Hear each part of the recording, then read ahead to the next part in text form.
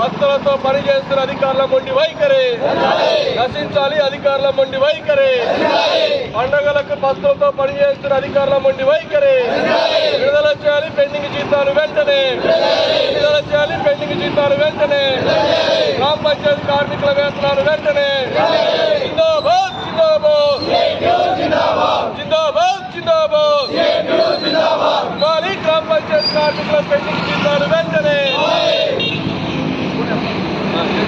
ధన్యవాదాలు.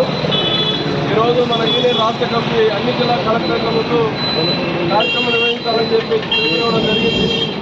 దసరా పండుగలు ఉత్సవాలు జరుగుతూ ఉన్నాయి. బతుకమ్మ ఉత్సవాలు 2వ తారీఖు దసరా పండుగ వస్తూ ఉంది.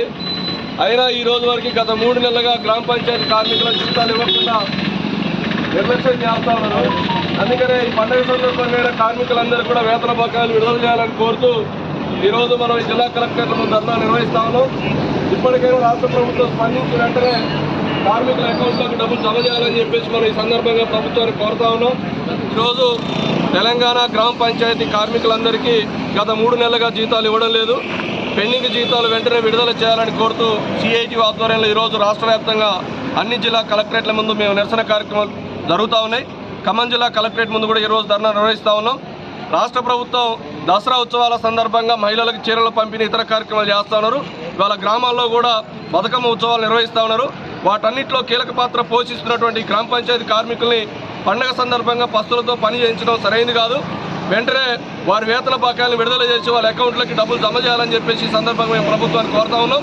పండుగ సందర్భంగా కూడా వాళ్ళు ఇవాళ మొత్తం మహిళలు కానీ లేకపోతే గ్రామంలో అందరికీ పండుగ సందర్భంగా అన్ని రకాల ఏర్పాట్లు చేసేటువంటి గ్రామ పంచాయతీ కార్మికులు పస్తులతో ఉంచడం అనేది సరైనది కాదు అని చెప్పేసి ఈ సందర్భంగా ప్రభుత్వాన్ని మేము కోరుతాను.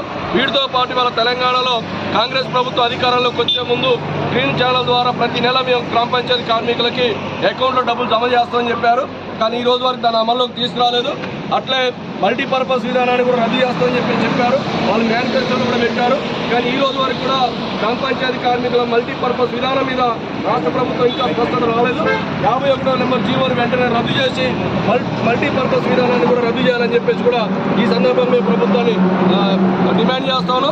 ఇప్పటికైనా రాష్ట్ర ప్రభుత్వం స్పందించి 2 రోజుల్లో కనుక కార్మికుల అకౌంట్లో డబ్బులు జమ చేయకపోతే పెద్ద ఎత్తున ఈ ఆందోళన ఉధృతం చేస్తామని చెప్పేసి అవసరమైతే దసరా ఉత్సవాల ముగింపుని మేము బహిష్కరిస్తామని చెప్పేసి ప్రభుత్వాన్ని హెచ్చరిస్తాము. ఇలాంటి మరిన్ని తాజా వార్తల కోసం ARG న్యూస్ టీవీని సబ్స్క్రైబ్ చేయండి.